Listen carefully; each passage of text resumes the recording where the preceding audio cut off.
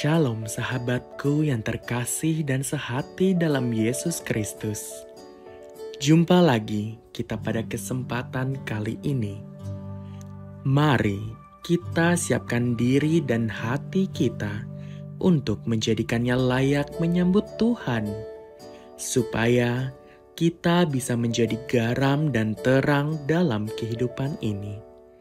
Tentunya dengan bersama kita resapi Renungan Sabda Pendalaman Iman presented by BPK PKK KAJ. Bacaan dari Injil Yohanes bab 12 ayat 44 sampai 50. Lalu Yesus berseru, "Siapa saja yang percaya kepadaku, ia bukan percaya kepadaku, tetapi kepada Dia yang telah mengutus aku. Dan siapa saja yang melihat aku, ia melihat Dia yang telah mengutus aku. Aku telah datang ke dalam dunia sebagai terang, supaya setiap orang yang percaya kepadaku jangan tinggal di dalam kegelapan. Jikalau seseorang mendengar perkataanku tetapi tidak melakukannya, aku tidak menghakiminya. Sebab aku datang bukan untuk menghakimi dunia, melainkan untuk menyelamatkannya. Siapa saja yang menolak aku dan tidak menerima perkataanku, ia sudah ada hakimnya, yaitu firman yang telah kukatakan. Itulah yang akan menghakiminya pada akhir zaman. Sebab aku berkata-kata bukan dari diriku sendiri, tetapi Bapa yang mengutus aku.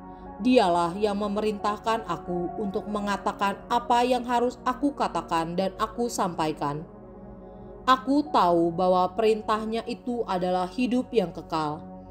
Karena itu, apa yang aku katakan, aku sampaikan sebagaimana difirmankan oleh Bapa kepadaku." Demikianlah Injil Tuhan. Shalom sahabat-sahabat yang terkasih di dalam Tuhan kita Yesus Kristus. Apa kabar? Semoga hari ini semuanya baik-baik saja, berlimpah kasih karunia. Saya ingin membagikan suatu cerita, suatu pengalaman ketika saya masih berada di kota tempat saya berdiam sebelum saya pindah ke Jakarta. Saya berasal dari Sulawesi. Akhir tahun 1999, tiba-tiba ada pengumuman di semua surat kabar bahwa akan ada pemadaman serentak seluruh kota jam 9 malam sampai jam 10 malam. Teman-teman, pada saat saya mendengar itu, berita itu disiarkan siang hari. Ketika saya mendengar itu, saya memulai dengan persiapan-persiapan untuk menghadapi pemadaman serentak itu. Saya mulai mempersiapkan strategi saya bahwa nanti saya akan tetap tinggal di mobil, tidak akan masuk ke dalam rumah. Saya mulai mempersiapkan korek api, saya mulai mempersiapkan, saya tidak mempersiapkan lilin karena saya tidak berencana untuk di rumah. Kemudian singkat cerita, waktu yang ditetapkan telah tiba. Teman-teman, pada saat pemadaman itu terjadi, seluruh kota gelap gulita tanpa ada cahaya apapun. Bahkan lampu jalanan pun mati. Saya mencoba berjalan berkeliling kota, mencari di mana banyak orang-orang yang berkumpul, dan akhirnya saya menemukan suatu jalan di mana sepanjang jalan itu begitu banyak orang yang berkumpul di tempat itu untuk bersama-sama menunggu waktu pemadaman itu selesai. Saya mencoba mengamati apa yang terjadi. Ternyata begitu banyak reaksi-reaksi yang timbul. Reaksi yang timbul yang paling dominan adalah perasaan takut.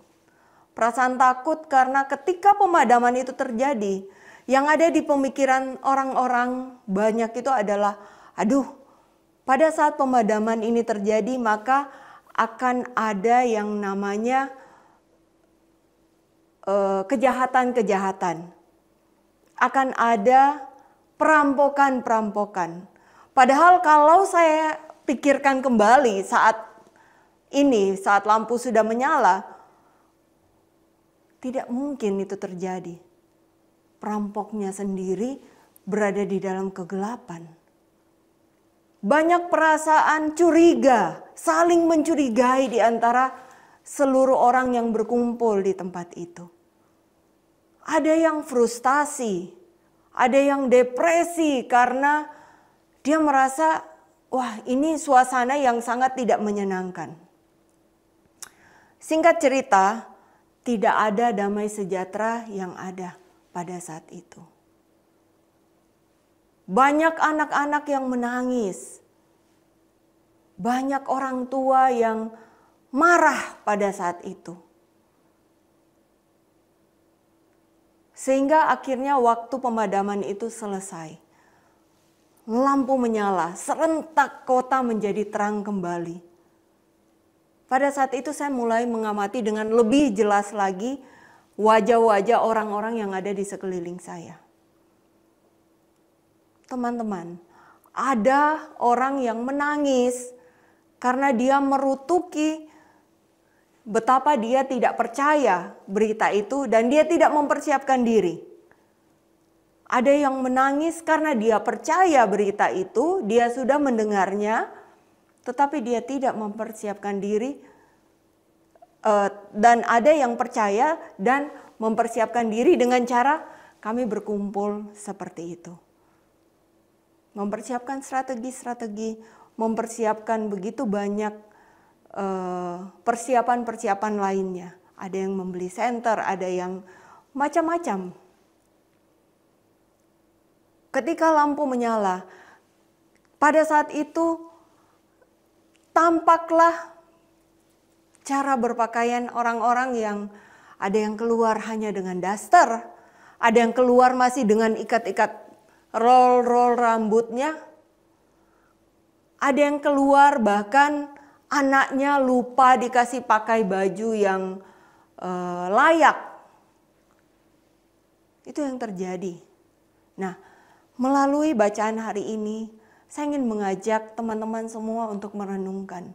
Kristus mengatakan bahwa Dia adalah terang yang datang ke dunia. Saya ingin mengutip perkataan Einstein yang berkata bahwa sesungguhnya kegelapan itu tidak ada. Kegelapan itu adalah kondisi ketiadaan cahaya. Kegelapan itu adalah kondisi ketiadaan terang. Kristus sendiri berkata kepada dunia yang tadinya dipenuhi oleh kegelapan bahwa Dia adalah terang itu sendiri. Kristus menyatakan hal itu secara terbuka dikatakan kepada orang-orang Farisi yang mengenal Dia. Orang-orang Farisi yang percaya kepadanya bahwa Dia adalah terang dunia. Dan Kristus berkata bahwa di ayat 44 sampai 46 bahwa barang siapa yang percaya kepadanya,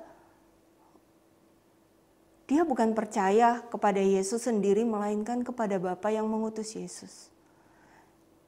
Dan barang siapa yang melihat Yesus, ia percaya bahwa Allah Bapa yang mengutus Yesus datang ke dunia. Dan bahkan Yesus katakan bahwa setiap orang yang percaya kepadanya tidak tinggal lagi di dalam kegelapan itu. Kita semua adalah orang-orang yang percaya kepada Kristus, bukan? Ketika kita mendengarkan bacaan ini, kita bisa mendapatkan bahwa ada 3 poin keistimewaan yang Kristus berikan kepada kita. Yang pertama, kita bisa melihat Yesus. Dikatakan bahwa siapa yang melihat Yesus, dia pun melihat Bapa. Kita bisa melihat Yesus itu. Poin yang kedua adalah kita percaya kepada Yesus. Dan karena kita percaya dan kita melihat kepada Yesus, maka poin ketiga bahwa dikatakan bahwa kita hidup di dalam terang Tuhan. Terang seperti apa? Terang itu adalah terang sabda Tuhan, terang firman Tuhan sendiri. Ketika seseorang berada di dalam terang, ketika seseorang hidup di dalam terang, maka dia akan mampu melihat hal-hal yang buruk, hal-hal yang jelek yang ada di dalam dirinya. Dan dia akan berusaha untuk membersihkan segala kekotoran di dalam dirinya itu. Kegelapan itu adalah saat ketiadaan rahmat. Ketika manusia hidup di dalam dosa, di dalam kegelapan, maka saat itu adalah saat yang tidak berahmat. Kristus datang untuk memberikan terang itu kepada manusia. Kristus datang untuk memberikan terang itu kepada saudara-saudara dan saya. Kristus datang untuk mengajak kita untuk hidup di dalam terang itu. Pertanyaannya, apakah saya sudah hidup di dalam terang itu? Ketika saya hidup di dalam terang itu, seharusnya hidup saya akan berubah. Seharusnya hidup saya akan berbuah. Seharusnya orang-orang akan melihat Kristus yang ada di dalam diri saya. Bapak Ibu, teman-teman yang terkasih, suatu waktu di kantor saya ada sebuah kejadian di mana seorang sahabat saya, seorang teman saya di kantor itu, dia melakukan sebuah kecurangan. Terindikasi untuk melakukan sebuah kecurangan. Nah, ketika saya mengetahui hal itu, saya bingung. Apakah yang harus saya lakukan? Apakah kecurangan yang saya dapatkan dia lakukan itu harus saya langsung laporkan kepada pimpinan? Ataukah harus saya laporkan kepada pimpinan pusat? Saya berdoa, saya merenung. Kemudian saya tiba-tiba teringat dengan satu perikop di mana seseorang itu bersalah. Kemudian dia ditegur. Langkah pertama dia ditegur dengan baik-baik oleh orang yang mendapati dia bersalah. Langkah kedua dia dibawa kepada 2 orang, 3 orang. Dan langkah terakhir dia dihadapkan kepada Mahkamah Agama. Perikop itu menyadarkan saya, memberi saya jawaban bagaimana caranya untuk menghadapi masalah yang saya hadapi ini. Bagaimana caranya saya dapat menegur sahabat saya itu dengan kasih. Keputusan apa yang harus saya ambil? Singkat cerita, ketika saya mendapatkan jawaban melalui firman Tuhan, saya mulai berdoa, saya minta Tuhan menuntun saya untuk berkata kepada sahabat saya itu, dan kami bertemu berdua. Dan kami berdiskusi dan saya berkata kepadanya bahwa hal itu salah. Saya mendapati ini. Puji Tuhan, Tuhan menggerakkan hati sahabat saya itu kepada pertobatan. Sehingga ada satu langkah pertobatan yang dia lakukan. Apa yang saya dapatkan melalui firman Tuhan itu betul-betul menjadi kekuatan. Apa yang saya alami bersama teman saya itu betul-betul memberi kekuatan kepada saya bahwa firman Tuhan itu benar-benar adalah terang untuk langkah saya. Firman Tuhan meneguhkan saya untuk melakukan sesuatu dengan kasih, dengan cara yang Tuhan mau untuk menegur sahabat saya. Teman-teman yang terkasih, kadangkala di dalam kehidupan kita melakukan mengambil keputusan dengan kekuatan kita. Padahal Kristus berkata bahwa Dia adalah terang yang akan menuntun kita. Terang melalui apa? Melalui sabdanya. Bagaimana cara kita untuk mendapatkan tuntunan Tuhan? Ya melalui firman Tuhan. Kalau minggu lalu kita berbicara tentang roti hidup, Kristus sendiri yang berkata bahwa Dia adalah roti yang hidup, kita bisa mendapatkan kekuatan melalui Ekaristi. Maka minggu ini Kristus berkata bahwa Dia sendiri adalah terang yang datang.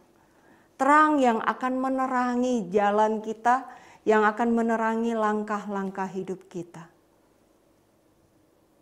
Apakah kita mau untuk datang kepada terang itu, mencari apa yang menjadi kehendaknya melalui sabdanya setiap hari, setiap pagi.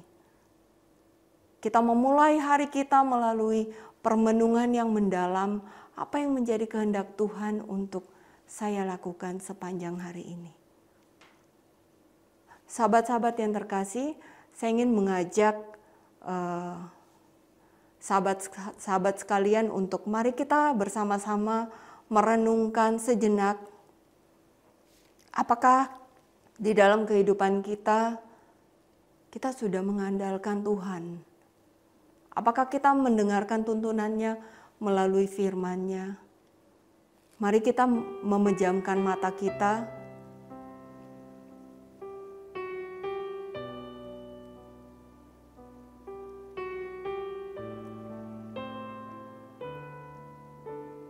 Mari kita ingat kembali, apakah di dalam keseharian kita sudah melihat Kristus sendiri? Apakah kita sudah mengenal Kristus itu sendiri di dalam keseharian kita? Melalui orang-orang yang ada di sekitar kita, melalui sabdanya. Apakah kita menyadari bahwa Kristus sendiri yang menjadi terang, yang menjadi penuntun di dalam perjalanan kita?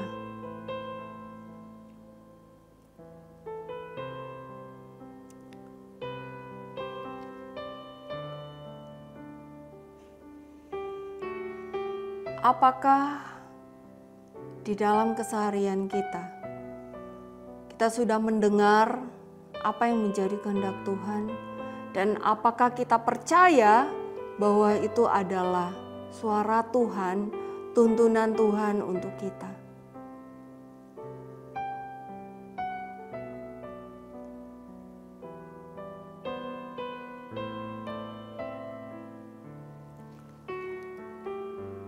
Dan apakah Kristus Sang Terang itu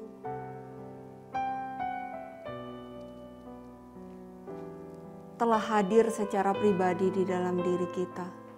Apakah kita hidup di dalam terang, ataukah kita masih hidup di dalam kegelapan?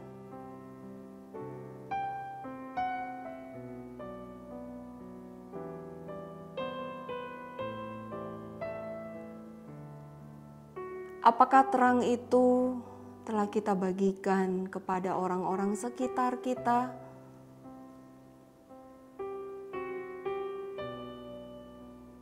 Apakah orang-orang sudah merasakan kehadiran Kristus melalui kehidupan kita?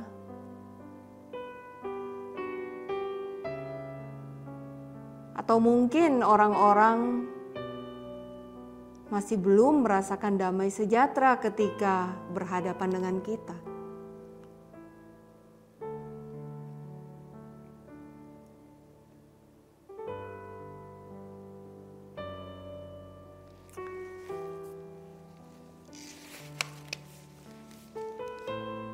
Mari kita tutup permenungan kita dengan doa.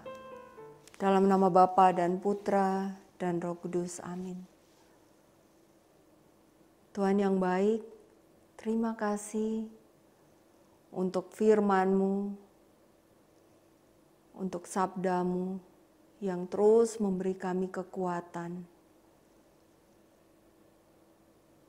Ampuni kami kalau kami mungkin ada yang masih kurang percaya terhadap Engkau, Tuhan. Ampuni kami kalau mungkin di dalam perjalanan hidup kami mengandalkan diri kami sendiri. Ampuni kami kalau mungkin kami belum mengandalkan Engkau. Terima kasih untuk sabda-Mu yang kembali mengingatkan kami bahwa Engkau adalah terang yang senantiasa menuntun kehidupan kami. Kami mau Tuhan untuk datang mengenal Engkau, mendekat kepadamu melalui sabda-Mu, melalui firman-Mu, yang akan kami renungkan setiap hari, setiap saat di dalam kehidupan kami. Dan kami mau percaya bahwa Engkaulah terang itu, dan bahwa terang itu menerangi seluruh hidup kami dan menuntun hidup kami. Terima kasih Tuhan. Biarlah kiranya terang itu yang terus menuntun kami, menemani kami, sehingga hari demi hari kami dapat semakin berkenan di hadapan-Mu, kami dapat melepaskan setiap perbuatan dosa, setiap kegelapan yang ada di dalam diri kami. Terima kasih Tuhan. Dan biarlah segala kemuliaan hanya kepada-Mu Bapa, Putra, dan Roh Kudus, seperti pada permulaan, sekarang, selalu, dan sepanjang segala abad. Amin. Dalam nama Bapa dan Putra dan Roh Kudus. Amin. Terima kasih, Tuhan Yesus memberkati.